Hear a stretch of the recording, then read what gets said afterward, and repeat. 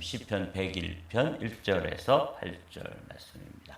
완전한 길이라는 제목으로 말씀 나누겠습니다. 오늘은 다윗의 시입니다. 1절 2절 말씀 우리 한 목소리로 받들어 읽겠습니다. 내가 인자와 정의를 노래하겠나이다. 여호와여, 내가 주께 찬양하리이다. 내가 완전한 길을 주목하오리니 주께서 어느 때나 내게 임하시겠나이까. 내가 완전한 마음으로 내 집안에 행하리이다. 아멘. 오늘은 이제 표제어가 붙은 시편인데 다윗의 시라고 되어 있죠.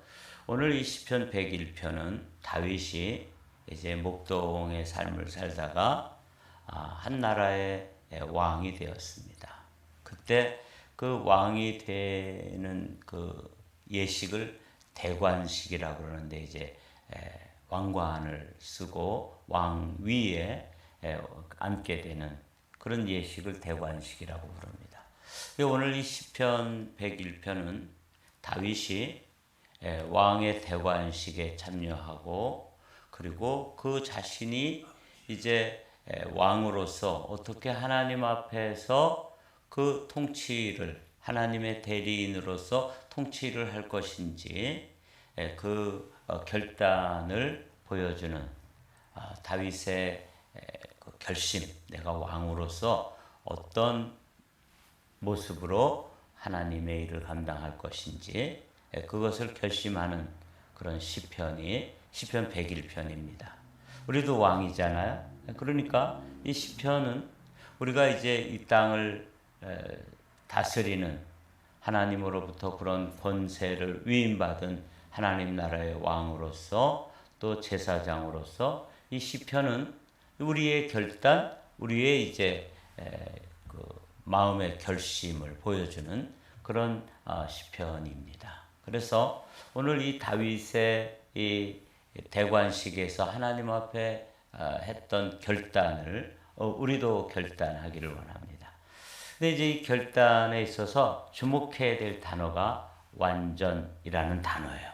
그래서 오늘은 우선 이게 8절로 되어 있는 짧은 시편인데 이 다윗이 어떠한 결심을 했는지를 한번 먼저 보도록 하죠. 그가 2절 말씀 보면 내가 완전한 길을 주목하오리니 주께서 어느 때나 내게 임하시겠나이까. 내가 완전한 마음으로 내 집안에서 행하리이다. 이게 이제 다윗이 완전한 마음, 완전한 길을 바라보면서 완전한 마음으로 자신의 그 집 안에서 행하겠다. 이게 이제 참 놀라운 말씀이에요. 이 완전이라는 표현으로 그냥 좀 이렇게 좀 더 부드럽게 제가 그냥 성심껏 신앙생활 하겠습니다. 또 성심껏 통치자로서 그 삶을 살겠습니다. 이렇게 이야기했으면 조금 부담이 좀 덜 될 텐데 다윗이 이 완전이라는 단어를 사용하고 있는 것을 오늘 주목하면서 우리도 이런 결심을 해야 된다고 하는 것. 그래서 한번 이 말씀을 잘 살펴보기를 원합니다. 나는 비천한 것을 내 앞에 두지 아니할 것이요 배교자들의 행위를 내가 미워하오리니 나는 그 어느 것도 붙들지 아니하리이다. 사악한 마음이 내게서 떠날 것이니 악한 일을 내가 알지 아니하리로다. 그가 하나님 앞에 완전한 길을 주목하고 완전한 마음으로 행하겠다고 하면서 또 그 결심하고 있는 걸 보면 아주 이 비천하다고 하는 건 불의한 것을 말하는 것이고 이 배교자들의 행위를 내가 미워한다는 것은 이 배교자들은 새 번역을 보니까 거스르는 자들, 거역하는 자들, 하나님의 뜻을 거역하는 거고 거스르는 것, 이게 이제 배교자들이라고 번역이 됐어요. 그러니까 불의한 일이라든지 하나님을 거스리는 행위를 하나님이 미워하시기 때문에 나도 미워한다. 이게 이제 다윗이 결심한 것이에요.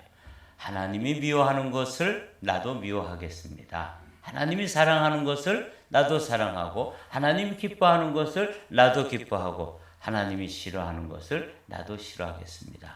한 놀라운 결심이죠. 사악한 마음에 대해서도 새 번역에서는 이 사악하다는 것을 구부러진 마음이다, 이렇게 번역이 됐어요. 그러니까 이제 뭔가 이렇게 뒤틀리고 구부러진 그런 생각, 그런 마음 내게서 떠날 것이고, 악한 일을 내가 알지도 못할 것이다. 그런 것과 상관없는 삶을 살겠다. 이렇게 이제 하나님 앞에 결심을 보여드리는 것이죠. 자기의 이웃을 은근히 헐뜯는 자를 내가 멸할 것이요, 눈이 높고 마음이 교만한 자를 내가 용납하지 아니하리로다. 내 눈이 이 땅에 충성된 자를 살펴 나와 함께 살게 하리니 완전한 길에 행하는 자가 나를 따르리로다. 여기도 이제 완전한 길이라는 단어가 또 나왔어요. 그러니까 이 다윗이 왕으로서 대관식에 참여해서 하나님 앞에서 이제 그 한 나라를 다스리도록 통치를 위임받았잖아요. 그래서 이제 왕으로서의 길을 가야 되는데, 그 왕도를, 왕으로서 가는 길을 완전한 길로 가겠다, 이렇게 결심하는 거예요. 좀 걱정이 돼요. 완전하지 않은 사람이 어떻게 이 완전한 길을 가겠다고 그러고, 우리가 온전치 못하고 심히 부패된 것이 우리의 마음인데, 완전한 마음으로 하나님 앞에 악을 미워하고, 주님이 미워하는 건 나도 미워하고, 주님이 사랑하는 걸 나도 사랑하겠습니다. 그래서 사악한 것이라든지 비뚤어진 마음이라든지 거스르는 마음이라든지 이런 거 내가 상관없이 완전한 길로 가겠습니다, 이렇게 결심을 하는 거예요. 이게 좀 헛된 결심 아닐까? 이거 어떻게 이 말씀을 오늘 아침에 우리도 이제 왕 같은 제사장으로서 하나님 앞에 우리의 신앙의 삶, 우리가 신앙의 목표, 우리가 바라봐야 될 것이 이제 이 다윗과 같은 결심을 해야 되는데, 이 다윗의 결심이 너무 그 기준이 높은 거예요. 뭐 완전이라는 단어잖아요. 그래서 이게 좀 걱정이 돼요. 거짓을 행하는 자는 내 집 안에 거주하지 못하며 거짓말하는 자는 내 목전에 서지 못하리로다. 그러니까 이제 다윗이 자신이 왕으로서 하나님 앞에 사는 삶을 이제 결심하는데, 이렇게 좀 거짓말하거나 또 슬쩍 남을 속이거나 이런 거 상관없이 그런 것들을 아예 내 앞에 두지도 않겠다. 아침마다 내가 이 땅의 모든 악인을 멸하리니 악을 행하는 자는 여호와의 성에서 끊어지리이다. 그렇게 해서 아주 그가 왕으로서 이제 즉위를 하고 대관식에 참여해서 하나님 앞에 결심하고 결단한 기도를 오늘 우리가 함께 읽었는데, 이 기도가 이 기준이 너무 높기 때문에 좀 부담도 되고, 이걸 어떻게 우리의 삶에 적용하고 오늘을 살아가는 그리스도인으로서 이런 결단, 이런 시편의 결단, 다윗의 결단을 우리도 그대로 받아들일 수 있을까? 이게 이제 오늘 우리가 이 시편을 읽으면서 묵상하면서 드는 의문이에요. 요 2절의 말씀을 중심으로 오늘 이 완전하다, 이게 참 소중한 성경의 가르침입니다. 그래서 오늘은 이 너무 부담되고 또 기준으로 치면은 우리가 다다를 수 없는 perfect이라고 하는 이 단어는 하나님께는 해당되는 것이지, 우리가 어떻게 그런 그 경지에, 그런 레벨에 이룰 수 있을까? 이게 이제 오늘을 살아가는 우리들에게 있어서 좀 부담이 되는 그런 결단인데, 오늘 이 결단을 잘 이해하면 우리가 이 다윗의 결단을 우리의 결단으로, 다윗의 결심을 우리의 결심으로 삼고 신앙생활할 수 있습니다. 2절 말씀 다시 한번 읽어볼게요. 내가 완전한 길을 주목하오리니 주께서 어느 때나 내게 임하시겠나이까. 내가 완전한 마음으로 내 집안에 행하리이다. 6절에도 내 눈이 이 땅에 충성된 자를 살펴 나와 함께 살게 하리니 완전한 길에 행하는 자가 나를 따르리로다. 그러니까 나도 완전한 길, 완전한 마음으로 살고, 그리고 함께 일하는 사람들도 완전한 사람들을 잘 살펴가지고 그 사람들과 함께 하나님 나라의 일을 감당하겠습니다. 이렇게 이제 이야기하고 있는 거예요. 그렇게 결심을 하고 있다는 거죠. 이걸 좀 다른 번역으로 봤더니 조금 양보하고 있어요. 이 완전이라는 단어가 너무 부담되니까 새 번역에서는 흠없는 길, 흠이 없는 마음, 이렇게 살짝 바꿨더라고요. 그리고 이제 공동 번역에서는 허물 없는 길, 깨끗한 마음. 그러니까 완전이라는 단어가 사실은 히브리어 원어는 그렇게 되어 있는데, 이게 우리가 이 다윗이 결심한 것을 완전이라는 단어를 쓰기를 좀 꺼려한 거죠. 이게 이제 약간 번역을 하면서 자기들도 그렇게 못 살고 또 그렇게 기준을 정해놓으면 좀 불편하니까 이 번역가들이 살짝 타협을 한 것이 아닌가. 제가 이제 다른 번역본을 비교해 보니까 그런 느낌이 들었어요. 이게 이제 현대 목회자들의 마음이고 현대 성경학자들의 마음이에요. 완전? 성경에서는 완전이라고 얘기하는데 흠이 없는 것. 그래서 제가 영어 성경으로 좀 봤어요. 제가 고민을 좀 했습니다. 영어 성경으로 봤더니 아니나 다를까 NIV는 조금 현대인들을 좀 배려해서 현대어로 번역된 성경이잖아요. 그 번역본에 보니까 이 완전한 길을 뭐라고 되어 있냐면 blameless라고 되어 있더라고요. 그런데 킹 제임스 버전을 봤더니 아니나 다를까 perfect라고 번역이 된 거야.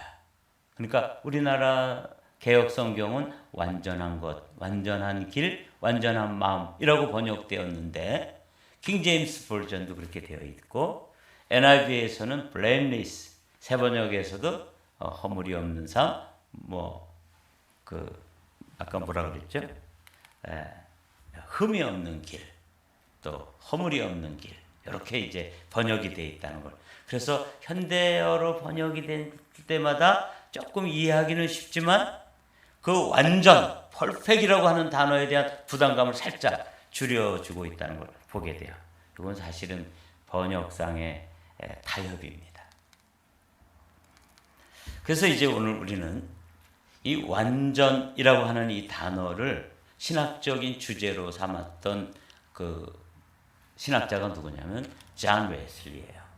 그 어떤 학자들도 심지어는 마틴 루터라든지 존 칼빈이라든지 이런 분들도 이 완전이라는 단어에 대해서 엄청 부담을 가졌어요. 왜냐하면 우리는 죄인이다.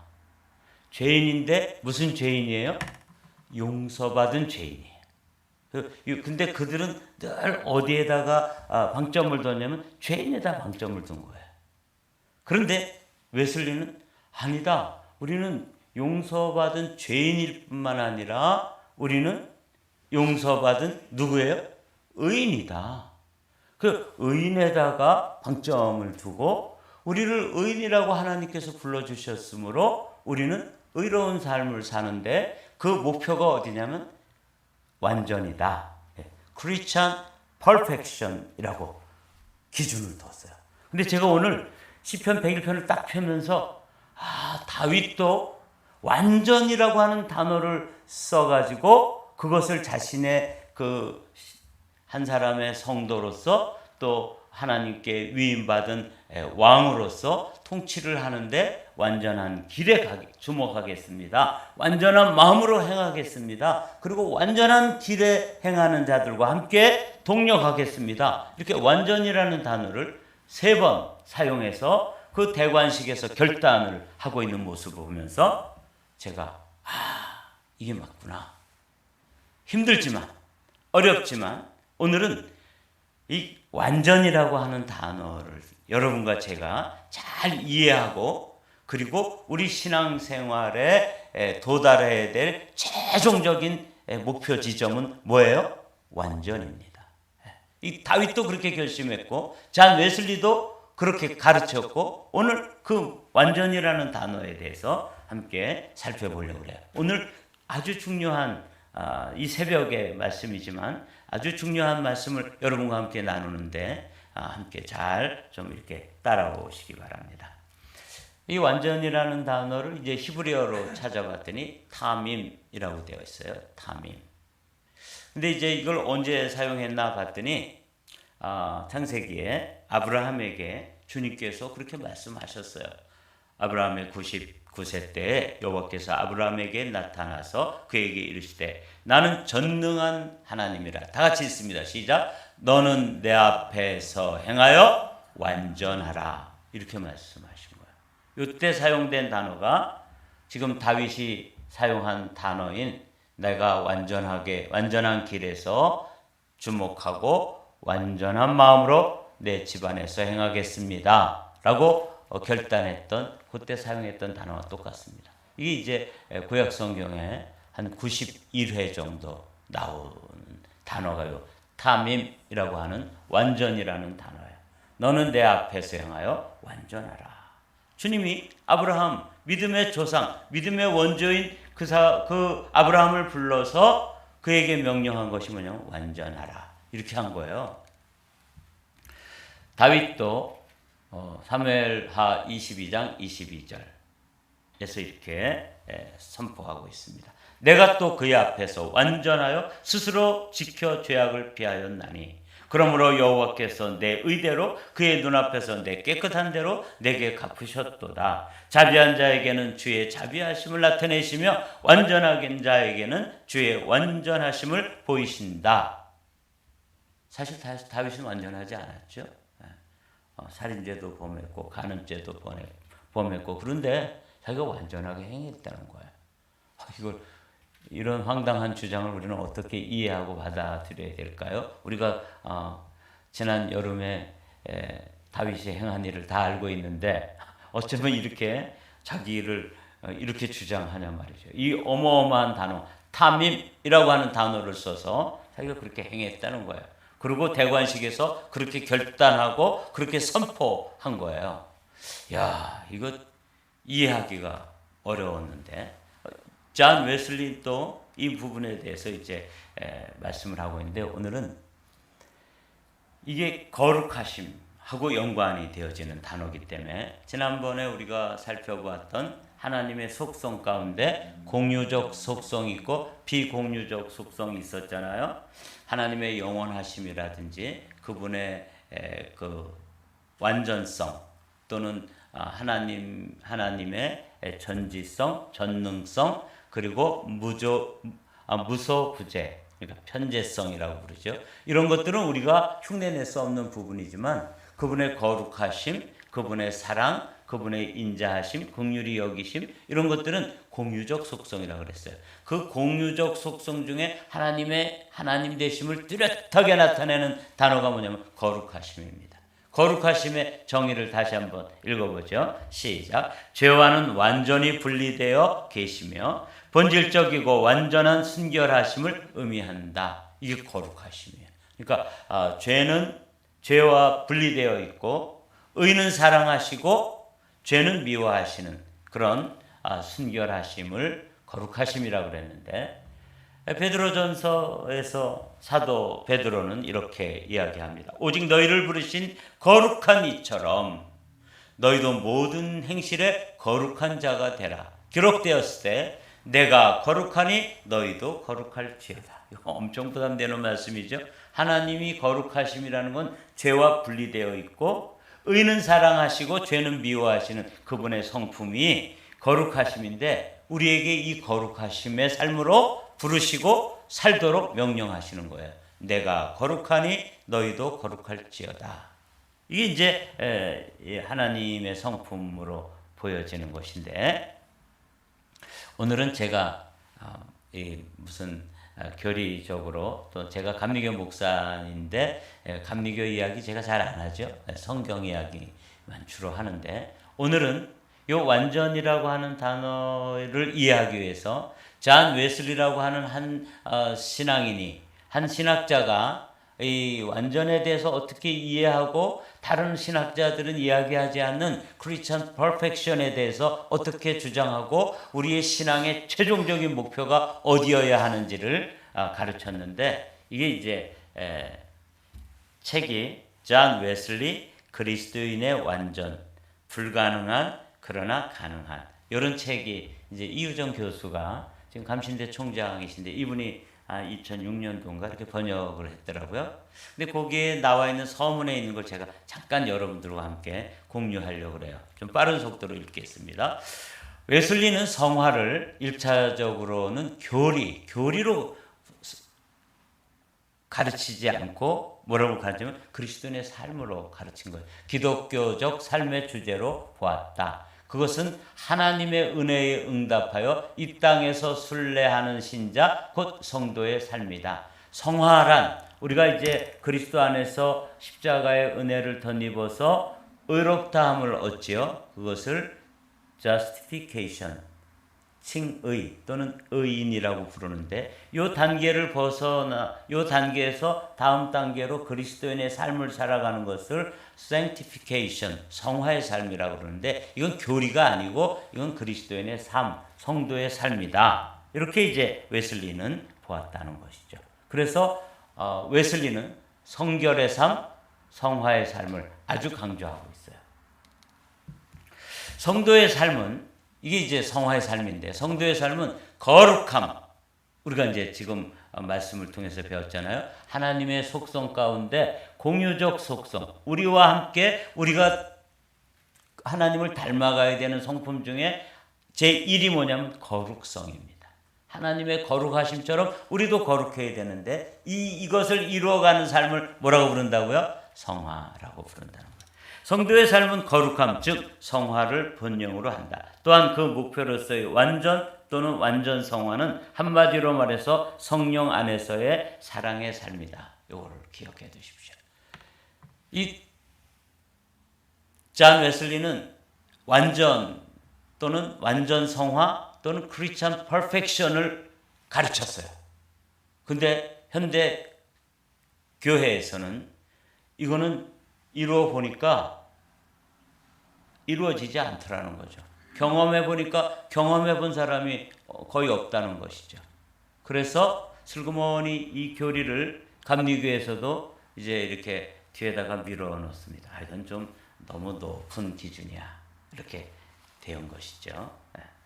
이 성령 안에서 사랑, 아주 순전한 사랑의 삶이 이 완전이라고 이 잔 웨슬리는 보았습니다.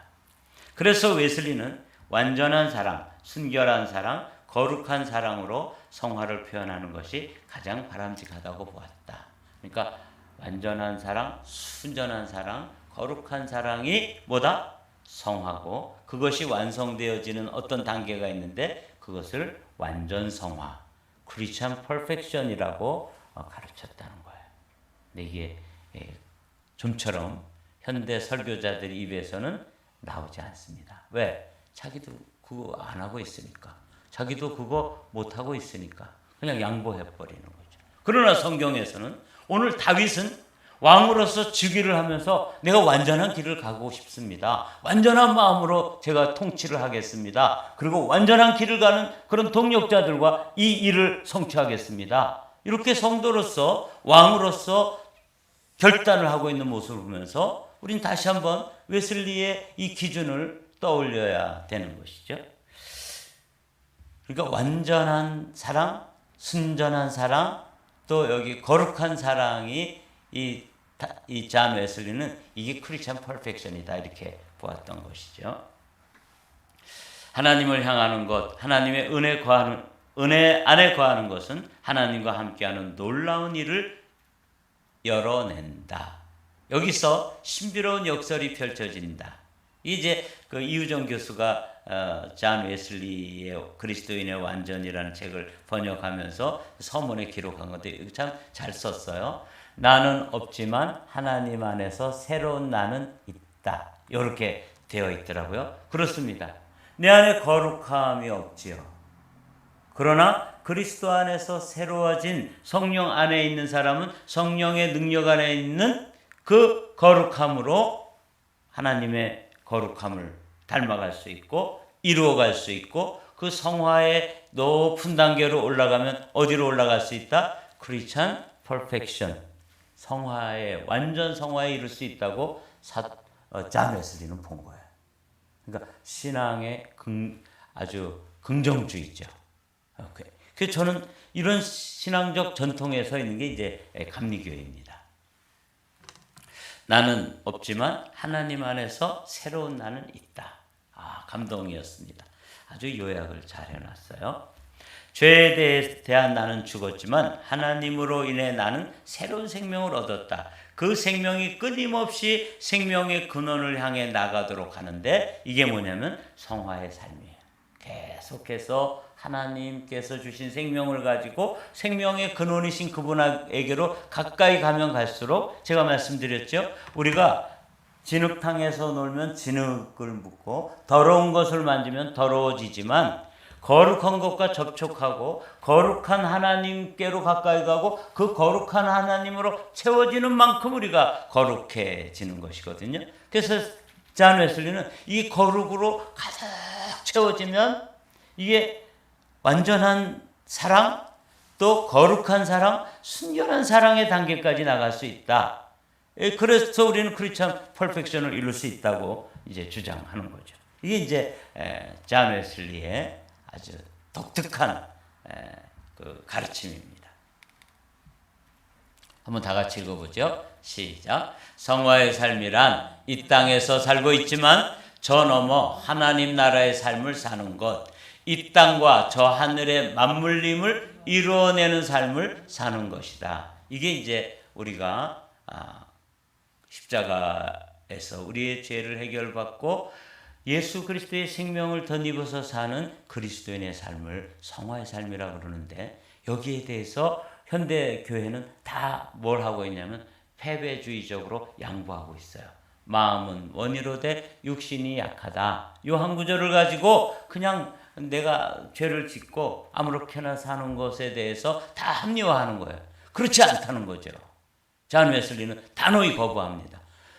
정말 그리스도인의 삶은 성화의 삶인 것이고 이 성화의 삶은 이 땅에 살아가지만 어떤 삶이라고요? 하늘과 맞물려지는 성령의 은혜가 계속 채워지면 그 거룩한 것과 접촉되는 만큼 우리는 거룩해진다는 거예요. 내가 거룩하니 너희도 거룩하라고 말씀하신 그분께서는 우리가 거룩해지려고 그분을 향하고 그분을 만지고 그분을 붙잡는 만큼 그분으로 채워주시고 우리의 삶은 성화되어지는 것이죠. 이게 성화는 여러 단계가 있는데 그 최고봉을 존 웨슬리는 뭐라고 하냐면 완전이라고 봤는데 오늘 다윗은 그 완전을 결단하고 있다는 것 때문에 제가 화들짝 놀랐습니다. 그리스도인의 완전은 삶 전체를 하나님께 바치는 의도의 순수성이다. 제가 이제 신학교 다닐 때 배웠던 아주 소중한 가르침이 이거였어요. 이 그리스도인의 완전은 의도의 순수성. 그러니까 사랑을 하는 데 있어서도 그 사랑을 하는 의도 자체가 순전해야 되는 것이죠. 여러분 오늘 아침에 완전, 그리스도인의 완전 이런 단어를 여러분들이 이제 먼저 잘 마음속에 간직해 두시고 그게 우리의 그리스도인으로서의 이루어져 가야 될 목표 지점이구나. 근데 그리스도인의 완전이라는 것은 내가 뭐 하나님처럼 하나님의 그 비공유적 속성인 완전성 또는 그분의 전지성, 전능성 이렇게 완전해진다는 뜻이 아니고 어떤다는 거예요? 그분의 거룩하심처럼 나도 거룩해지고 그분의 사랑을 주시는데 그분이 나를 사랑하시는 것은 의도 자체가 뭘 좀 그 밑에다 한 자락 깔고 또 어떤 그 아주 불순한 의도를 가지고 사랑해 주시는 게 아니라 그냥 순전하게 사랑해 주는 거예요. 그걸 의도의 순수성이라 그래요. 그러니까 이 크리스천 퍼펙션은 의도의 순수성이에요. 야, 이렇게 사랑할 수 있을까? 이제 잔 웨슬리는 그렇게 사랑할 수 있다고 보고, 마르틴 루터나 존 칼빈은 인간은 그렇게 할 수 없다고 본 거예요. 근데 우리는 어느 전통에 서 있는 거예요? 그렇게 할 수 있다. 누구 안에서? 그리스도 안에서. 나는 없지만 하나님은 있다. 이걸 여러분 기억해 두십시오. 하나님의 형상을 온전히 이루어가는 것, 이게 이제 완전이죠. 완전은 성령 안에서 우리를 창조하신 하나님의 형상을 온전히 이루어가는 것이고, 온 마음으로 하나님을 사랑하고 이웃을 사랑하는 것이다. 그래서 순전한 사랑이에요. 성화의 사랑. 이 완전이라고 하는 것은. 자, 오늘 다윗의 이 말씀을 읽고 마치도록 하죠. 내가 완전한 길을 주목하오리니 주께서 어느 때나 내게 임하시겠나이까.